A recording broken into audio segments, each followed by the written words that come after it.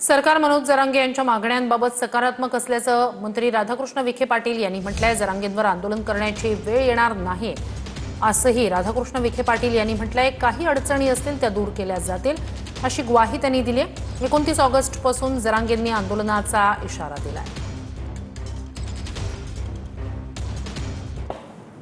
मला वाटतं की जो 14च्या नंतरचा इतिहास आपण पाहिला, 58 वर्ष निघाले आणि आमच्या दुर्दैवानं मराठा समाजाची बरं मृत्युमुखी पडली, तर त्यावेळी मग अतिशय पुढाकार घेऊन आयोगाची स्थापना करून आरक्षण टिकवलं। मला वाटतं ज्यांनी आरक्षण घालवलं त्याचा प्रायश्चित्ताने मिळालेला आहे आणि म्हणून सरकार अतिशय सकारात्मक आहे। मला वाटतं की त्यांनी व्यक्त केलेली भावना बरोबर आहे, परंतु मी म्हटल्याप्रमाणे त्यांना तशा प्रकारची वेळ येणारच नाही याचा